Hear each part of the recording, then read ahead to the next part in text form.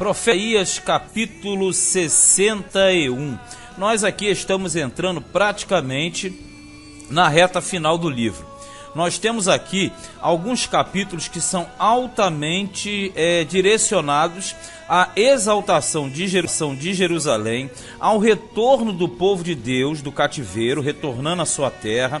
E como você conhece o desenvolvimento e o enredo, isso não se trata propriamente do retorno do cativeiro dos 70 anos, mas sim ao retorno do cativeiro no sentido geral, amplo, no seu sentido que foi colocado pelo profeta Daniel, ou seja, o final do cativeiro com a volta de Cristo e a implantação do milênio. Por isso que o capítulo 61, o 62 também em parte, vai apresentar o profeta como um grande porta-voz que traz uma mensagem de libertação. Mensagem essa, como eu já falei, não se cumpriu somente com o retorno através de Ciro, mas se cumprirá com a volta de Cristo e o estabelecimento do milênio na terra. Então o 61 e o 62 têm uma semelhança. Através da leitura nós percebemos isso. Então vamos lá, 61 de Isaías, verso 1 diz assim: O Espírito do Senhor está sobre mim, porque o Senhor me ungiu para pregar boas novas aos mansos. Enviou-me a restaurar os contritos de coração e a proclamar liberdade aos cativos e a abertura de prisão aos presos. Vamos lá. Veja que ele fala que o Espírito do Senhor, então o Espírito Santo, ele ungiu a quem? Ele ungiu a Isaías para proclamar, ele ungiu a Ciro para libertar plano 1 e ele ungiu a Jesus para libertar plano 2, correto? A palavra ungir aqui é aquela mesma que nós trabalhamos até aqui dentro da Bíblia. É a consagração que era feita com azeite santo. A palavra óleo equivale ao azeite. Não existia o óleo como nós entendemos hoje. Óleo ali é o mesmo que azeite. Então é aquela questão da consagração feita através do óleo que vinha do tabernáculo ou do templo. Lá no Salmo 2, versículo 2, nós temos o que seria uma entronização de um rei. Então, na verdade, esse ungido aqui seria um rei, ou era um rei, que traria as boas novas, quer dizer, as boas notícias aos mansos, ou seja, aos pobres, aos contritos de coração, aos cativos presos em prisões. Então, essas prisões, elas dizem respeito à prisão espiritual através da primeira vinda de Cristo, a qual nós fazemos parte, e à libertação física de Israel no seu retorno.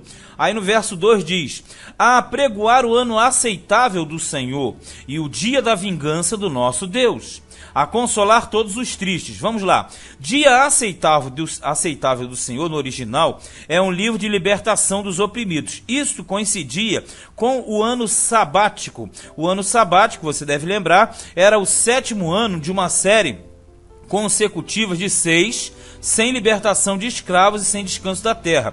No 7º ano, isso era proclamado. E contando 7 vezes 7 semanas de anos, nós caíamos no 50º ano, que era o chamado ano do jubileu.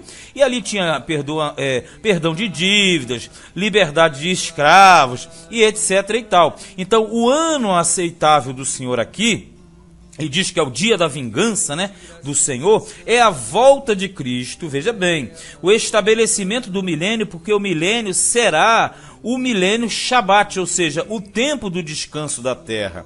Então a terra vai descansar após um período de sofrimento, e isso vem para consolar os tristes de coração. Aí diz assim: a ordenar acerca dos tristes de Sião, que se lhes dê ornamento por cinza. O que é ornamento? É aquela roupa bonita, a roupa de gala, a veste ornamental. E já o cinza era pano de saco e cinza, que simbolizavam justamente o sofrimento.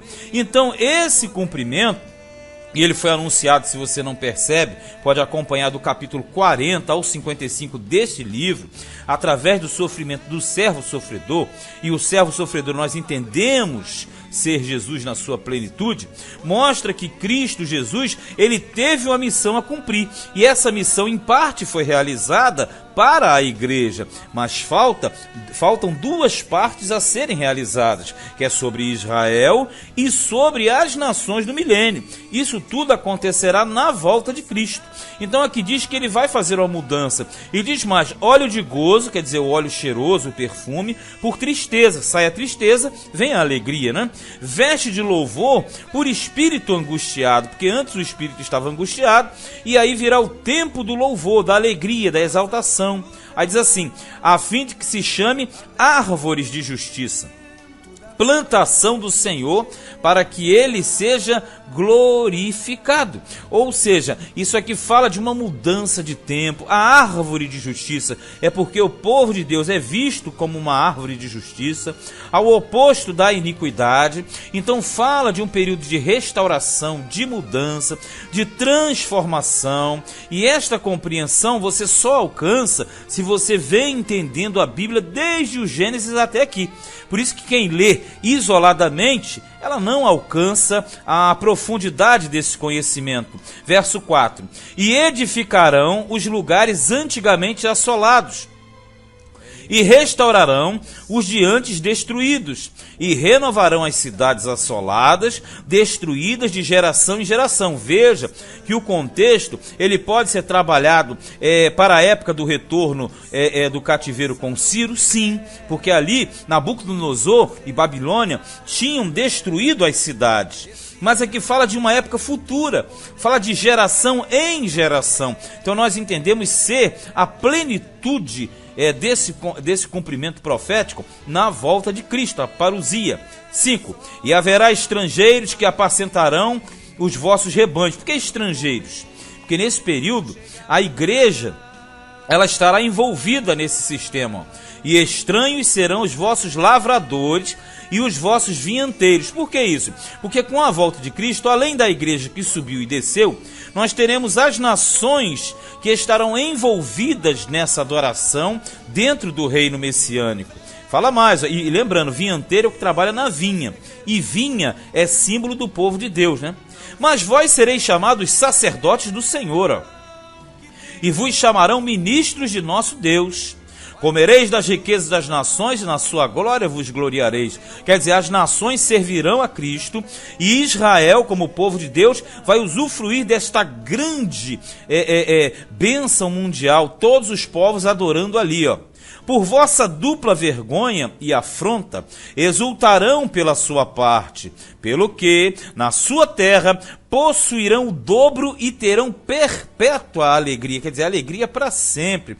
No lugar da vergonha, eles terão dupla alegria, ou melhor, no lugar da dupla vergonha, eles terão excesso de alegria. Por que dupla vergonha?